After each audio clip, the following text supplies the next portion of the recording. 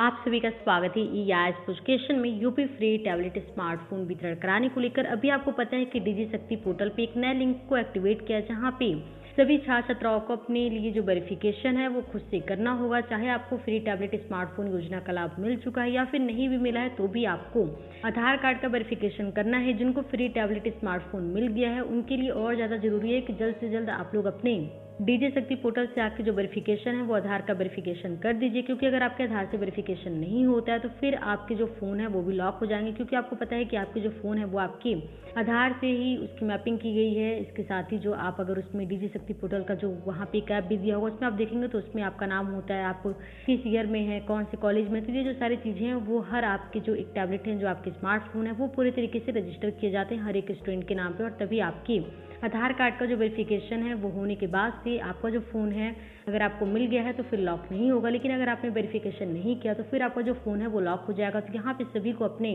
आधार card का verification करना पूरी तरीके से कंपलसरी किया गया। यहाँ पे अलग अलग कॉलेज की तरफ से जो नोटिस है वो भी जारी किया जा रहा है। और यहाँ पे आप जानते हैं जो कि आपके केवाईसी है, जो आपके आधार का वेरिफिकेशन है, वो डीजी शक्ति पोर्टल से जाके आपको खुद से अपने आप से करना होगा। और यहाँ पे आपकी इन्वायरमेंट नंबर नॉट फाउंड करके आ रहा है, रिकॉर्ड नॉट फाउंड करके आ रहा है। इसी तरीके से आपका आधार का जो वेरिफिकेशन है वो अंडर प्रोसेस में देखने को मिल रहा है या फिर फील्ड करके शो देखने को मिल रहा है। तो इसमें आपको कौन कौन से स्टेप करने होंगे, इसको लेकर सारी बातें करते हैं। सबसे पहले तो अभी जिनके भी इन्वायरमेंट नंबर नॉट मैच करके आ रहे हैं या फिर रिकॉर्ड नॉट फाउंड करके आ रहे हैं, तो यहाँ दोनों ही समस्या में सबसे पहले तो आपको एक बात का ध्यान रखना है कि आपको अपने जो यूनिवर्सिटी बोर्ड का नाम है वो आपको सही सिलेक्ट करना है। उसके बाद से आपका जो कॉलेज का नाम है वो आपको सही सिलेक्ट करना है। उसके बाद से आपको नंबर देके कैपेज कोड देके आपको सबमिट करना है। कई बार ये हो रहा है कि कई सारे स्टूडेंट जो कि यहाँ पे आपके जो यूनिवर्सिटी बोर्ड जो आपको यहाँ पे सिलेक्ट करना है वो गलत सिलेक्ट कर ले रहे हैं। कॉलेज के नाम तो आपके सही सिलेक्ट हो रहे हैं, लेकिन यहाँ पे आप इन्वायरमेंट नंबर देते टाइम पे यहाँ पे आपका जो इन्वायरमेंट नंबर है वो मैच नहीं करेगा। तो यहाँ पे आपको तीनों बातों का ध्यान रखना है कि आपका यूनिवर्सिटी, आपका कॉलेज और आपका जो इन्वायरमेंट नंबर है वो बिल्कुल सही तरीके से तीनों को ही सही से फिल करेंगे। तो यहाँ पे आपका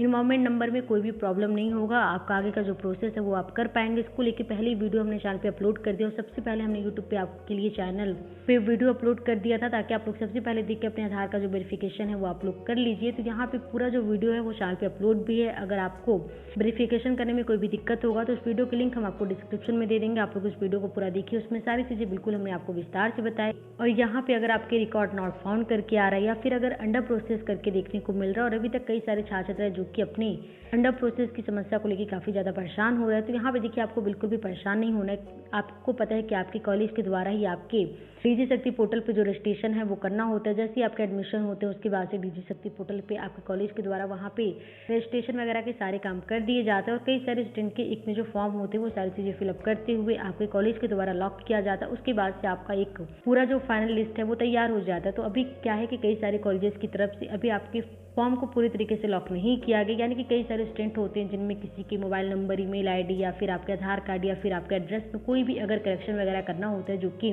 सभी छात्र छात्राओं से कंफर्म करने के बाद ही लॉक किया जाता है। तो इसलिए यहाँ पे आपको अंडर प्रोसेस देखने को मिल रहा है कि आपके कॉलेज के द्वारा डीजी शक्ति पोर्टल पे रजिस्ट्रेशन तो कर दिया गया है। जो आपके डीजी शक्ति पोर्टल पे आपके पूरे डिटेल हैं वो फिलअप कर दिए गए हैं, लेकिन अभी आपके कॉलेज की तरफ से लॉक नहीं किया गया। और कॉलेज की तरफ से लॉक ना होने की वजह से आपके यहाँ पे अंडर प्रोसेसिंग में देखने को मिल रहा है कि अभी कॉलेज की तरफ से लॉक नहीं किया गया। जब आपके कॉलेज की तरफ से सभी के जो फॉर्म होंगे उसके वेरिफिकेशन करते हुए लॉक कर दिया जाएगा, तो यहाँ पे जो आपका फॉर्म है वो वेरीफाइड हो जाएगा। तो इसको लेकर आपको ज़्यादा परेशान नहीं होना है, क्योंकि आपके कॉलेज की तरफ से अभी जो पूरा प्रोसेस है यानी जो लॉक करने का प्रोसेस है वो नहीं किया गया। इसी वजह से आपको यहाँ पे अंडर प्रोसेस देखने को मिल रहा है। इसके यहाँ पे अगर आपके रिकॉर्ड नॉट फाउंड करके देखने को मिल रहा है तो इसमें कई सारे अलग अलग जो समस्या वो देखने को मिल रहा है। इसमें सबसे बड़ी समस्या ये हो सकती है कि आपके कॉलेज की तरफ से अभी तक आपके पूरे जो डिटेल हैं वो डीजी शक्ति पोर्टल पे अपलोड नहीं किए गए और अपलोड ना करने की वजह से ही डीजी शक्ति पोर्टल पे आपके कोई भी रिकॉर्ड मौजूद नहीं है। इसलिए जब आप अपना इन्वायरमेंट नंबर दे रहे हैं, कॉलेज यूनिवर्सिटी सेलेक्ट कर रहे हैं, तो आपको वहाँ पे अपने कोई भी रिकॉर्ड ना होने की वजह से रिकॉर्ड नॉट फाउंड करके देखने को मिल रहा है। तो आपको इसके लिए आपके कॉलेज के जो फ्री टैबलेट स्मार्टफोन वितरण कराने को लेकर हर कॉलेज में आपके